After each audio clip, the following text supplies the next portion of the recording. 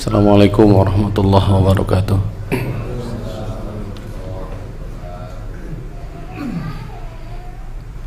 Alhamdulillahi rabbil alamin. Hamdan katsiran tayyiban mubarakan fih kama yuhibbu rabbuna wa yardah. Alhamdulillah alladzi arsala rasulahu bil huda wa dinil haqq liyudhhirahu 'ala ad-din kullih wa kafa billahi shahida. Asyhadu an la ilaha illallah iqraran bihi wa tauhida wa asyhadu anna Muhammadan abduhu wa rasuluhu sallallahu alaihi wa sallam tasliman mazida. Salawatullahi rabbi wa salamu alaihi. Allahumma salli ala Muhammadin wa ala ali Muhammad kama sallaita ala ali Ibrahim innaka Hamidum Majid. Wa barik ala Muhammadin wa ala ali Muhammad kama barakta ala ali Ibrahim innaka Hamidum Majid. Alhamdulillah, kita memuji dan bersyukur hanya kepada Allah Rabbul Alamin.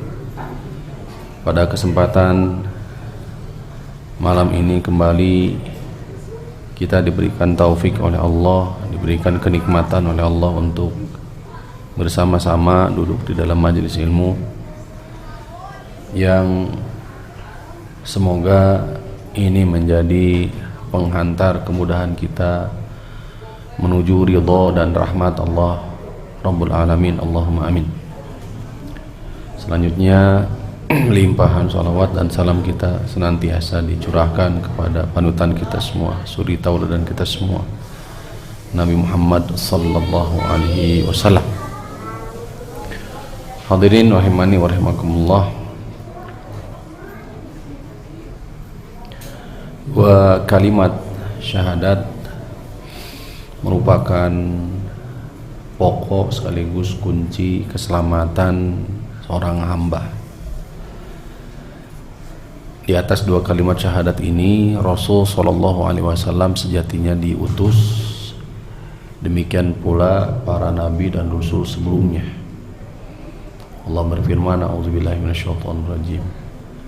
Walaqad ba'atsna fi kulli ummatin rasulan an i'budullaha wajtanibut taghut.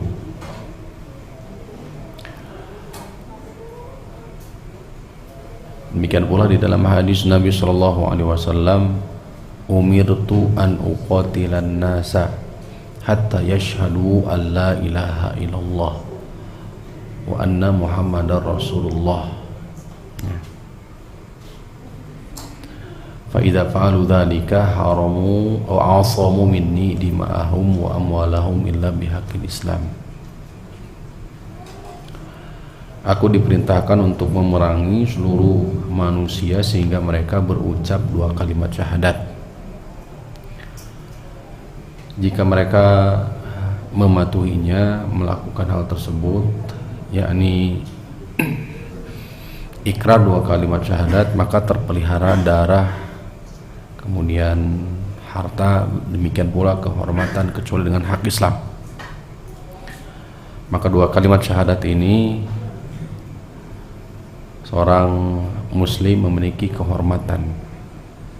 Imam An-Nawawi rahimahullahu ta'ala membuat bab di salah satu bab dari kitabnya Riyadhus Shalihin, babu ta'zimi hurumatil muslimin, bab pengagungan kehormatan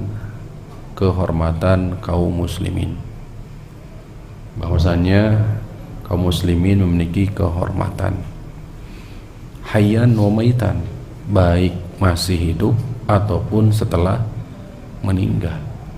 Sehingga jangan dikira hak muslim dengan muslim yang lainnya itu hanya berlaku untuk hidup. Setelah meninggalnya pun seorang muslim itu haknya harus tetap terjaga. Tidak boleh digibahi, sama juga Pak. Diucapkan salam sama juga, ketika kita melewati kuburan ada adabnya, ada sunnahnya, ada tuntunannya. Demikian. Hanya saja barangkali ada hal-hal yang memang sudah terputus, ya, terputus. Pertemuan ini insyaallah ta'ala kita akan sama-sama masuk di pembahasan tentang syarat daripada la ilaha illallah. Sebelum masuk di syarat la ilaha illallah, tentu alangkah baiknya kalau kita masuk terlebih dahulu kepada makna daripada kalimat tauhid la ilaha illallah.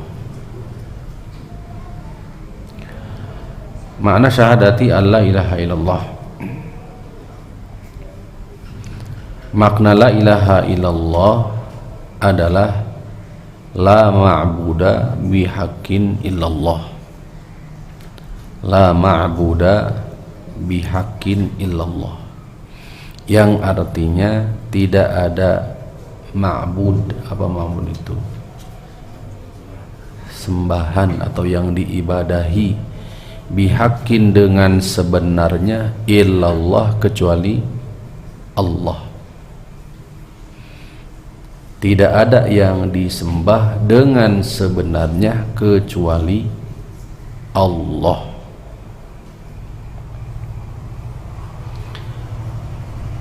Dari kalimat tauhid ini dikeluarkan dua rukun,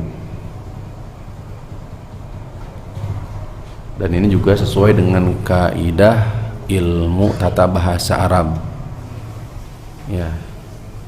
Karena la ilaha illallah diawali dengan la nafiyatu lil jinsi, istilahnya dalam ilmu nahwu, ya.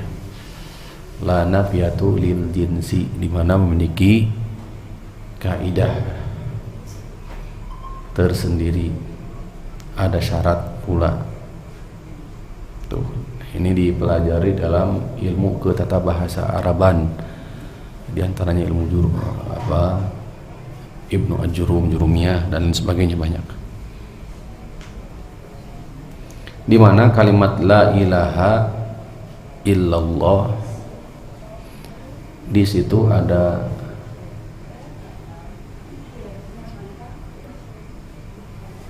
kalimat yang terbuang, ya, ada kalimat yang terbuang. Ya, kalau dirunut di sini penulis rahimahullah taala mengatakan la ilaha merupakan nafian, dikembali ke rukun. La ilaha illallah itu memiliki dua rukun. Pertama, la ilaha yang memiliki makna nafi, penolakan. Penolakan apa? Nafian jami'a ma yu'badu min dunillah, menolak sesembahan selain daripada Allah. Kemudian illallahu, kecuali Allah disebut dengan isbat, yaitu penetapan. Penetapan apa? Musbitan al-ibadata lillah, menetapkan bahwa ibadah murni milik siapa? Allah. Sehingga bapak-bapak, ibu-ibu, jika kita mengucapkan la ilaha illallah tidak lengkap, maka dalam tata bahasa ini belum dimasuk kalimat jumlah mufidah. Contoh, la ilaha, la ilaha, la ilaha, atau illallah, illallah, illallah umpamanya. Berarti kalau kita artikan illallah, illallah, illallah, artinya apa? Kecuali Allah, kecuali Allah, kecuali Allah. Nah, ini musbitan, menetapkan hanya Allah saja. Tuh, ini kurang lengkap, Pak. Ini tidak sempurna. Bukan lagi kurang lengkap, tapi tidak sempurna. Harus lengkap, yaitu apa? La ilaha illallah. Atau sebaliknya, la ilaha, la ilaha, la ilaha, tidak dilanjutkan illallahnya. Maka secara harfiah bahasa memiliki makna tidak ada ilah, tidak ada sembahan. Nah ini rusak maknanya. Tidak ada Tuhan, tidak ada Tuhan, tidak ada Tuhan, itu nggak namun diartikan ke bahasa kita. Ini pasit Pak, rusak maknanya seperti ini. Makanya kalau Bapak hendak membacakan kalimat tauhid harus lengkap, yaitu la ilaha illallah. Sebab dua makna ini, dua rangkaian kalimat ini satu dan yang lainnya berhubungan. Satu nafi, yaitu menafikan seluruh sesembahan selain Allah, dan illallah musbitan, menetapkan bahwasanya ibadah itu murni hanya milik siapa? Allah. Jadi kalau kita hanya membacakan, menyebutkan penggalan saja, maka ini kurang sempurna, kurang tepat.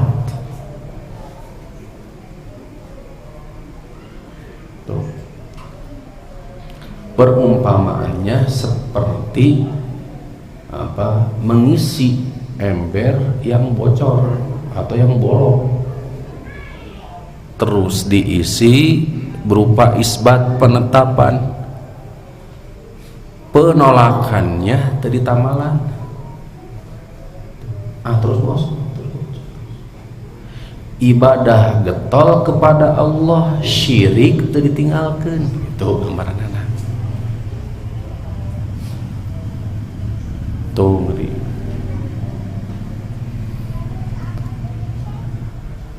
Jadi keduanya harus lengkap. Kemudian kembali ke tata bahasa, la ilaha illallah. Di situ ada sesuatu yang mahzuf, yang terbuang, sehingga para ulama berselisih pendapat tentang takdirnya, kedudukannya apa. Bukan kedudukan, artinya apa, yang dibuangnya apa. La ilaha illallah, ya, khobar lah, jadi ada isim lah, ada khobar lah istilahnya.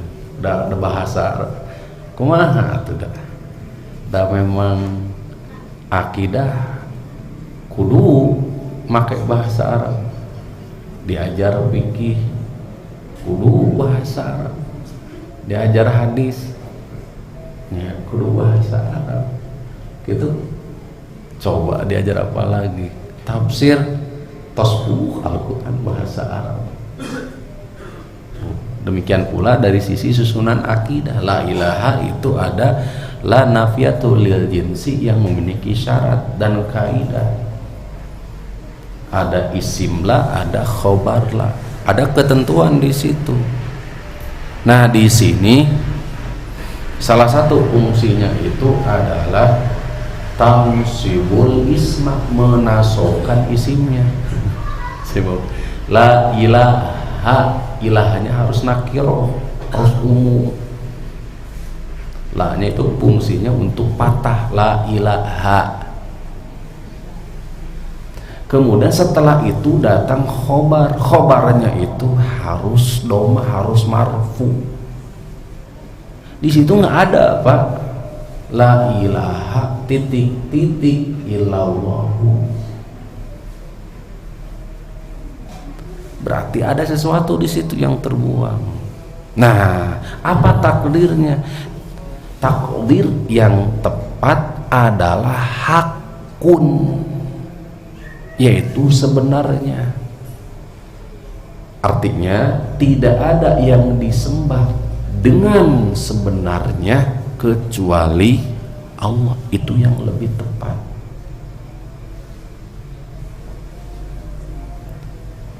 Apa yang lain? La ilaha maujudun illallah. Sehingga kita artikan tidak ada sembahan yang diibadahi atau Tuhan selain Allah. Maujudun itu ada, ya, atau mustaqirrun, kainun, kadang mereka bawakan itu. Tapi yang lebih tepat adalah hakun. Mana landasan dalilnya? yang menjadi landasan diantaranya surah Luqman ayat 30. Allah berfirman, dzalika bi annallaha wal haqqu wa anna ma yad'una min dunihil batilu. Itu sebab sesungguhnya Allah itulah yang berhak, adapun selain daripada Allah, sembahan selain pada Allah batil. Sehingga yang lebih tepat, la ilaha haqqun illallah. Mana dasarnya? Tadi diantaranya surah Luqman ayat 30. Mana dalil bahwa selain daripada Allah itu batil? Banyak. Surah Al-Anbiya diantaranya ayat berapa? 92. Al-Mu'min 92, 91, 92 banyak. Itu Al-Anbiya ayat 21.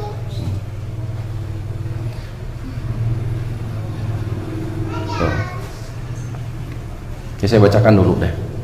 Wa ma taqdiruhu bimawjudin, adapun takdirnya dengan mawjudun atau la ilaha mawjudun illallah, fayufhamu minhu al-ittihadu, maka dipahami dengan al-ittihad. Apa al-ittihad itu? Ya. Fa innal ilaha huwal ma'budu, sebab ilah itu yang disembah. Fa idza qila la ma'buda mawjudun illallah, jika dikatakan tidak ada yang disembah, tidak ada yang disembah kecuali Allah, maka kelazimannya adalah seluruh sembahan itu namanya Allah. Ketika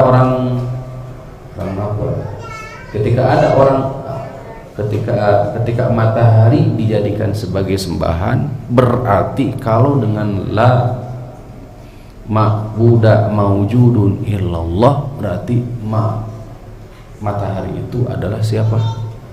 Allah. Karena tidak ada yang disembah kecuali Dia adalah Allah. Kalau patung itu disembah, berarti tidak ada yang disembah kecuali Dia adalah Allah. Kalau orang Yahudi menjadikan Uzair itu sebagai sembahan, berarti tidak ada Uzair kecuali Dia adalah Allah. Maka dengan mentakdirkan maujud itu kurang tepat, keliru. Sehingga yang lebih tepat didasari Al-Quran dan Sunnah Nabi SAW adalah hakun, la ma'buda hakun illallah, atau la ma'buda bihakin illallah. Wallahu ta'ala ala wa alam. Sedikit demi sedikit Pak ya, sedikit demi sedikit.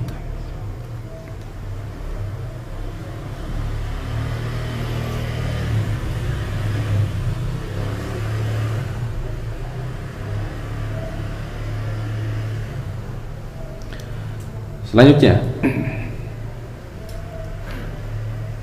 kita masuk di syarat la ilaha illallah.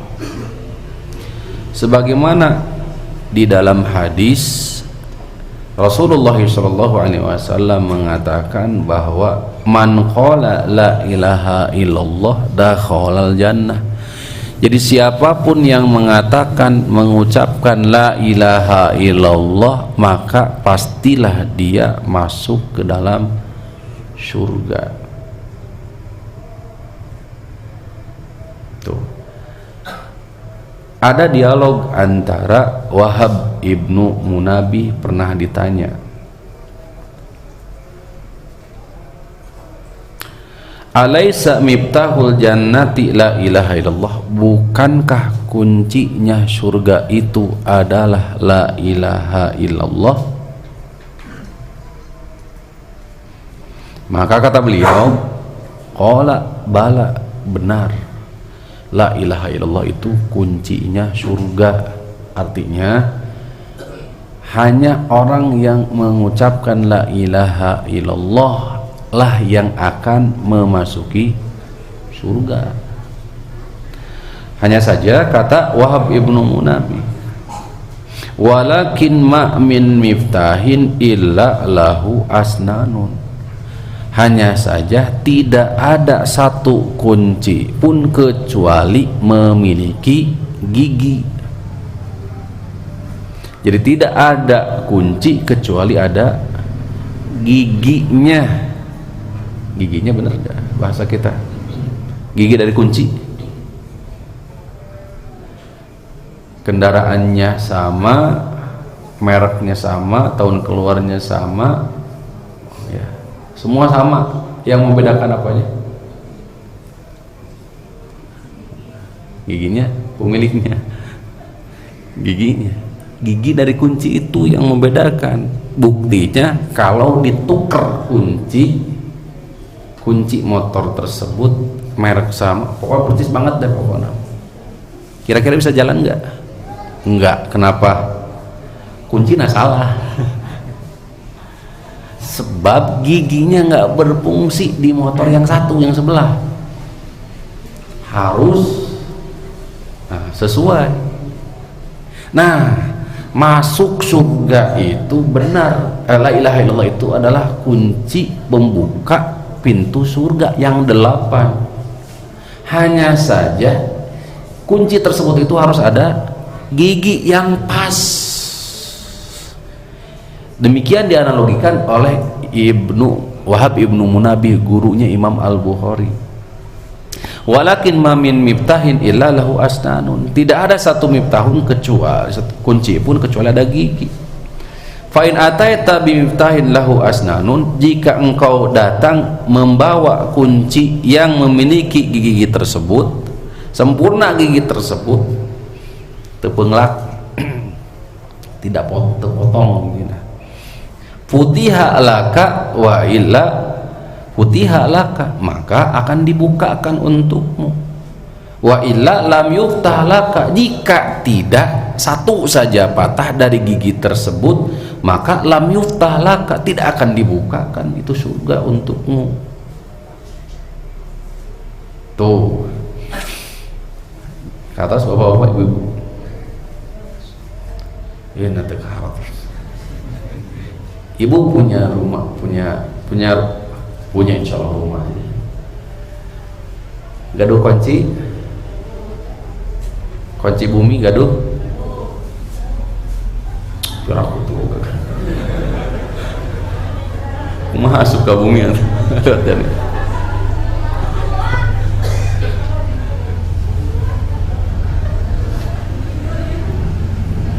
Hari ibu lewat ke bumi ngangen naon?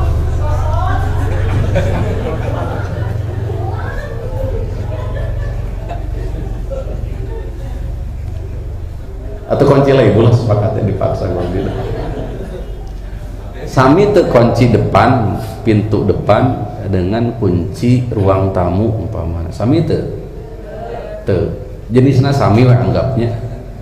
Sok tukeurkeun, balikeun kunci ruang tamu diangge kangge kunci umpamana depan. Bisa asup moal ibu. Bisa tiasa muka moal. Tah, anggap kunci teh la ilaha illallah. Syarat-syaratnya itu dianggap gigi. Nah, sok tinggal ibu keluarkan kunci, aya kunci itu nya. Aya gigi kan? Tah, gigi-gigi itulah yang dijadikan sebagai syarat dari la ilaha illallah. Sehingga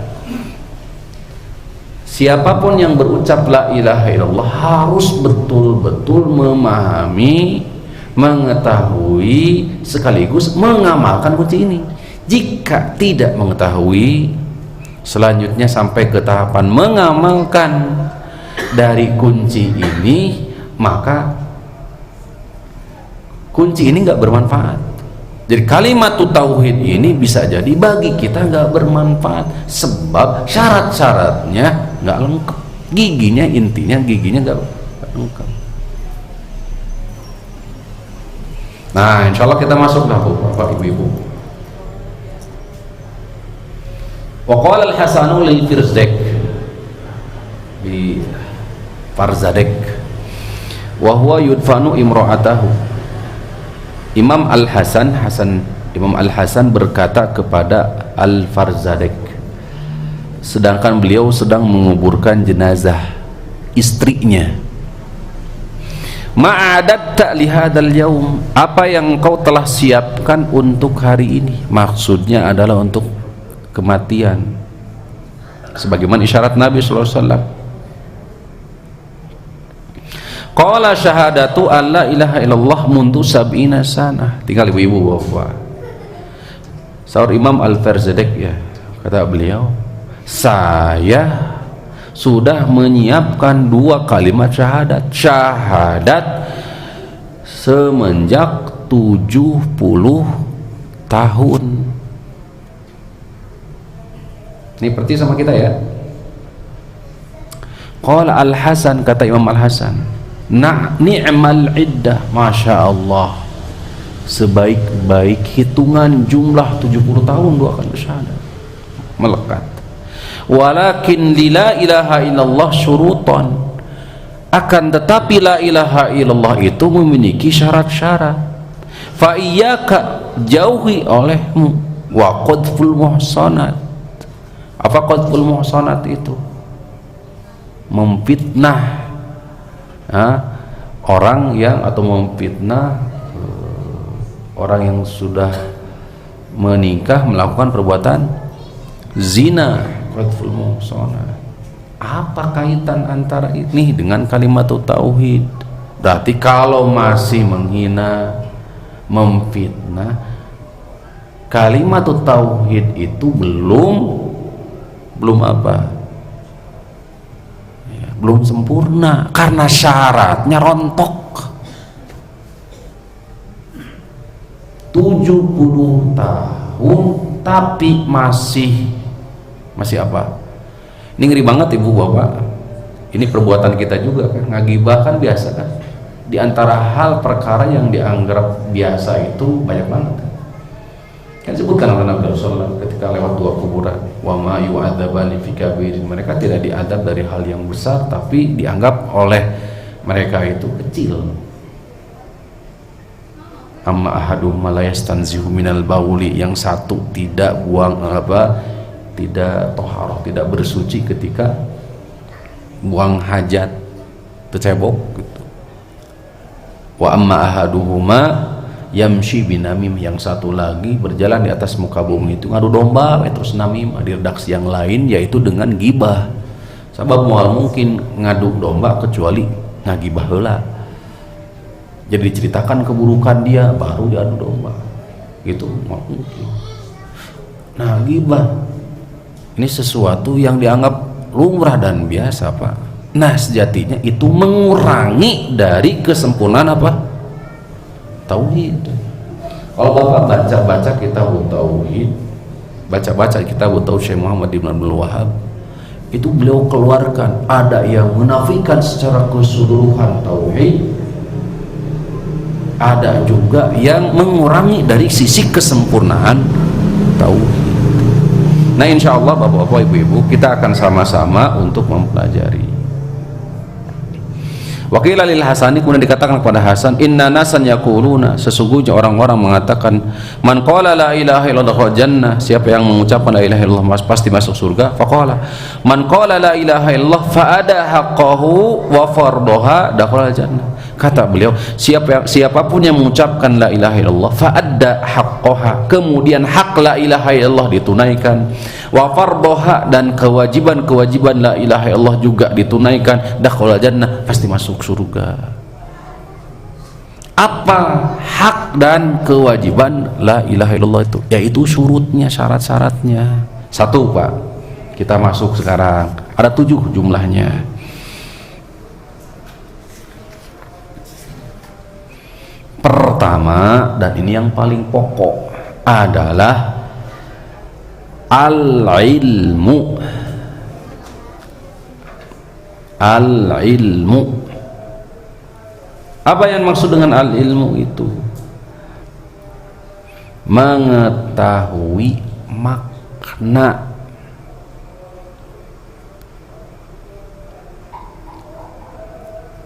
Kandungan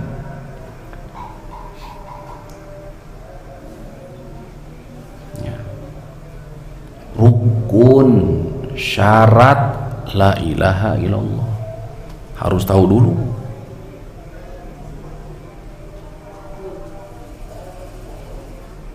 Jadi syarat yang pertama sekaligus hak daripada la ilaha illallah adalah dari kita, sekaligus untuk kita, berarti kewajiban kita mengetahui apa saja yang harus diketahui itu, maknanya apa, rukun dan syaratnya apa, kemudian nanti kandungan serta konsekuensinya apa. Ini harus tahu. Nah, sekarang kita sudah belajar, Pak, sedang belajar kita. La ilaha illallah tadi maknanya ada, sudah, bahwa maknanya adalah la ma'buda bihaqqin illallah, bahwasanya tidak ada yang berhak disembah dengan sebenarnya kecuali siapa? Allah. Nah sekarang sudah mulai diubah lagi tuh. Kemudian rukunnya apa? La ilaha itu nafyun, yaitu menafikan sesembahan apapun selain Allah. Illallah musbitan, menetapkan bahwasanya ibadah itu hanya milik siapa? Allah. Itu rukunnya. Nah syaratnya sedang kita pelajari nanti. Nah sekarang konsekuensinya apa? Konsekuensi orang yang mengucapkan la ilaha illallah itu apa? Konsekuensi orang yang mengucapkan la ilaha illallah itu, walaupun nanti baperannya banyak, tapi secara umum apa? Karena tadi dia sudah ikrar bahwa tidak ada sesembahan yang sebenarnya kecuali Allah, berarti ketika dia beribadah, nanti ibadah itu apa? Berdoa diantaranya, bertawakal diantaranya, ya. Berarti ketika dia berdoa, tidak berdoa kecuali hanya kepada siapa? Allah. Dia betul-betul bertawakal dalam segala hajat kebutuhan dia itu hanya kepada siapa? Allah. Dia mengadu segala keluh kesah dia hanya kepada siapa? Nah itu konsekuensinya orang yang mengucapkan la ilaha illallah. Kalau ada orang yang mengatakan la ilaha illallah tapi ketika ada hajat kebutuhan lari kepada selain Allah, maka fasid, rusak la ilaha illallahnya. Berarti tadi gigi la ilaha illallah dia satu sudah apa? Rontok, nggak bisa, Pak. Sampai di sini dulu, kebayang, paham ya? Mana landasan dalil? Landasan dalil syarat pertama al-ilmu. Ini masyhur surah Muhammad ayat 19. Surah Muhammad ayat 19. Allah Subhanahu wa taala berfirman, A'udzubillahi minasyaitonir rajim. Fa'lam annahu la ilaha illallah wastaghfir li dzanbik. Ketahuilah sesungguhnya dia Allah, tidak ada ilah yang berhak untuk disembah dengan sebenarnya, berarti gitu sekarang.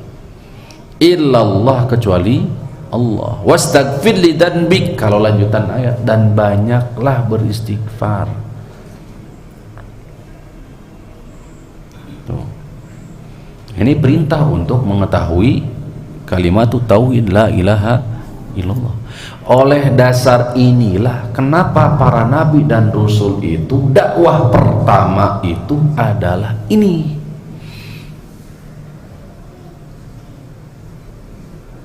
Karena kalau sudah mengetahui rukun, kemudian syarat, konsekuensi, maka menjadi mudah segalanya.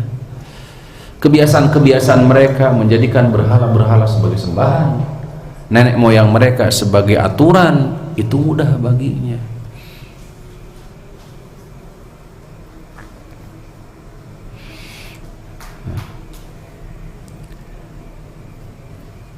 Banyak ayat sejatinya, kita lewat ya ayatnya karena banyak. Bisa dilihat Bapak Ibu di surah Az-Zukhruf ayat 86.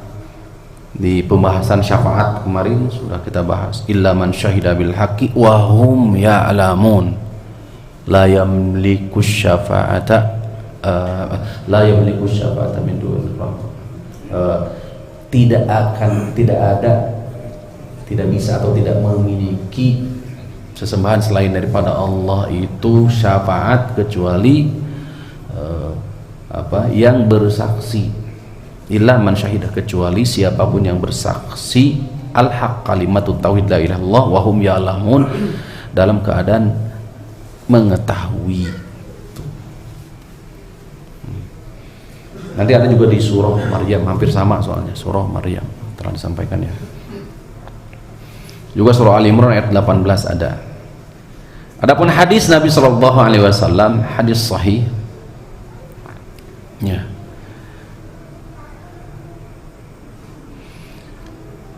dari sahabat Utsman bin Affan radhiyallahu taala anhu, riwayat Imam Muslim, qala Rasulullah sallallahu alaihi wasallam, man mata wa huwa ya'lamu annahu la ilaha illallah dakhala jannah. Siapapun yang meninggal dalam keadaan ilmu, mengetahui bahwa tidak ada ilah yang berhak diibadahi dengan sebenarnya kecuali Allah, pasti masuk surga. Tuh dalilnya. Jelasin Bapak. Nah, ibu. Sekarang syarat kedua, gigi kedua, yakin. Yaitu apa?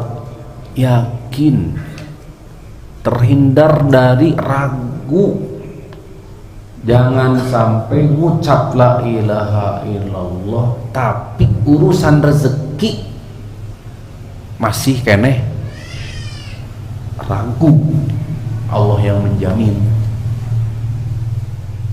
Masih ada nggak dalam perasaan kita gitu? Terkadang kita masih bertumpu dan bertawakal kepada usaha kita, lupa pemberi rezeki. Ini kekurangan tauhid, Pak. Itu dibahas dalam kitab tauhid ada juga. Ketika kita bertumpu kepada usaha, melupakan siapa? Pemberi rezeki. Itu mengurangi kesempurnaan tauhid. Rontok kita itu kunci. Makanya kenapa tadi di surah Muhammad ayat 19 diikuti dengan wastagfir lidzanbik, kudu loba istighfar kita teh. Karena dengan banyak beristighfar itu akan menutupi segala bentuk kekurangan. Ini diantaranya. Al-munafi li syakki, keyakinan terhindar dari keraguan. Di antara landasan dalilnya surah Al-Hujurat ayat 15. Allah berfirman, innamal mu'minuna alladzina amanu billahi wa rusulihi thumma lam yartabu wa jahadu bi amwalihim wa anfusihim fi sabilillah ulaika humus-shadiqun. Hanya saja kaum mukminun itu adalah orang yang betul-betul dia beriman kepada Allah, beriman kepada Rasulullah, pada Rasulnya, kemudian dia tidak meragukan, tidak ragu. Lihat lanjutannya, wajahadu bi amwalihim wa anfusihim fi sabilillah, dan dia buktikan dia sungguh-sungguh dengan harta, dengan jiwa di jalan Allah. Jadi tidak hanya sebatas di lisan, kemudian disertai dengan keyakinan di hati, di mana nggak ada sedikit pun keraguan ketika dia ikrar itu, dan dia buktikan dengan apa? Jihad, kesungguhan, amal soleh, ketaatan kepada Allah Subhanahu Wa Taala. Maka barulah ulaika humus shadiqun, itu orang yang jujur. Paparannya nanti ada asidku, jujur.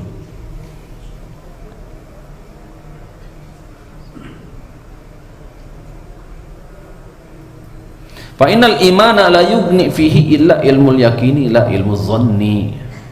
Kenapa harus yakin? Karena keimanan itu la yugni fihi illa ilmul yakin. Keimanan itu harus sampai kepada keyakinan, la ilmuz zanni. Tidak hanya sebatas zon.